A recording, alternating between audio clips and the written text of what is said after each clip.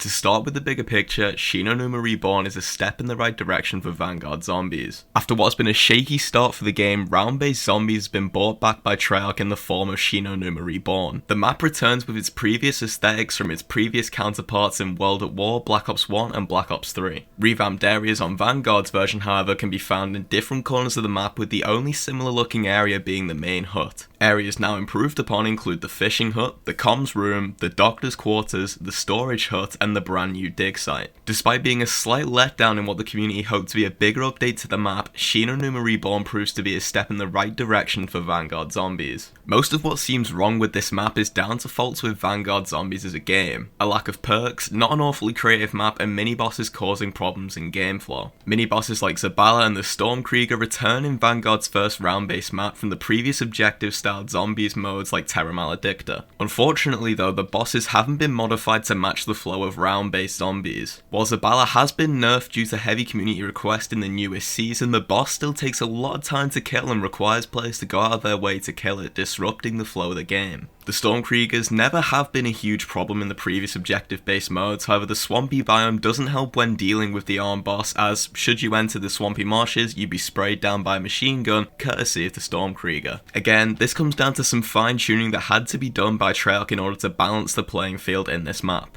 So, what content does Numa Reborn actually bring to the table? Well, it brings a new main quest, a side quest for a buildable wonder weapon in the returning Wonderwaff alongside 2 classic musical Easter eggs, an Easter egg that rewards a mechanic for a reward with the returning Rampage Inducer, as well as a free max ammo Easter egg. Let's start with the core of the map in the main quest. In what is definitely one of Treyarch's more innovative Easter eggs in recent time in comparison to the predecessing game Black Ops Cold War. Following on from a game that featured fairly straightforward and beginner-friendly Easter eggs, Treyarch have managed to please the community in what has been their first challenging Easter egg in quite some time. For the first time in a long time, Numa features its own cipher, a callback to Black Ops 3's Shadows of Evil. Players have to convert symbols from 3 pieces of paper around the map to symbols on a cipher wheel that is split into 3 parts that also have to be collected from around the map. The return of the fan favourite Flogger is taken advantage of within the main quest, as players are required to kill zombies using the trap to fill a broken perk fountain to obtain zombie blood. Another returning feature that has been partially ruined as it's been stripped of what made it good, as zombies will no longer ignore you while you have the power up.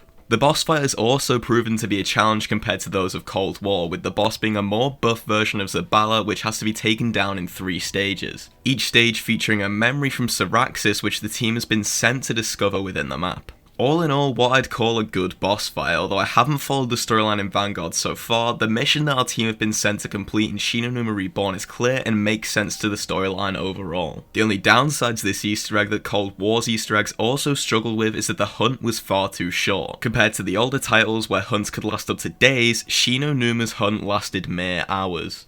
The buildable wonder weapon, or in this case a buildable Wonderwaff, brings quite an accepted side quest to Numa. Players are required to charge the 3 vacuum tubes in what are quite creative ways compared to Treyarch's previous Easter eggs. One requires the player to defend a satellite tower to charge a weapon barrel in a nearby radio, while another takes advantage of the added traps within each of the huts where a fuse must be collected by the player in order to charge a tube. The final has a very creative use for Zabala, as her charged electric attacks can be used to charge a Tesla coil as well as your final vacuum tube. All of this and you have yourself the Wonderwaff, probably the most powerful weapon within Numa. The downside to this is that you have to use your hard-earned points to get you an acceptable gun to use up to round 15 where Zabala first spawns. The only alternative is hitting the box for hours after round 10 until you finally land on a Wonderwaff, by which point you're probably at round 30 with barely any perks because you've spent all your money on the box. To solve this problem, enter the other side Easter eggs. While requiring the player to go out of their way of the main quest, they do provide acceptable rewards such as 5,000 points or a free max ammo simply for a minute of your time. The returning Ether Bunny side quest has been imported from Cold War straight into Numa, as when you use the zombie blood you can pick up 3 parts of the Ether Bunny to get yourself 5,000 points and some free drops. Alongside this, the returning Samantha doll Easter egg from Nagda and Toten is returned, and for roughly 30 seconds of your time you can be rewarded with a max ammo, which could be helpful in the main quest.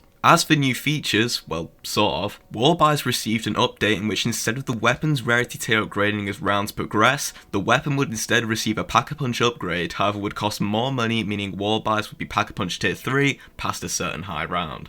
The first guaranteed ray gun reward was introduced for a small cost of completing the entire Easter egg, something that may have been appreciated in Cold War, which is seemingly the only game to do the gun justice, as it once again isn't great within Vanguard. Overall though, a good amount of content for what is a revisited map, something I'd argue maps like D Machine struggled with. Last but not least, how have the community reacted to the release of this map? Well, that leads us back to what I said at the start of the video. Numa Reborn is a step in the right direction for Vanguard Zombies. Does that mean you should re-download Vanguard to play the map? Well, if you have 1 or 2 days with nothing to do, then maybe that's a viable option. But this map, similar to the other maps in Vanguard, lack a lot of replayability. In a poll that I ran that probably does count for the majority of the Vanguard player base at this point, 89% of people agreed that Numa Reborn is a W. Although not as bad as its aforementioned map, Numa Reborn doesn't have much else to it once you've discovered everything we've mentioned. So should you go out of your way to spend £70 on the game to play this map?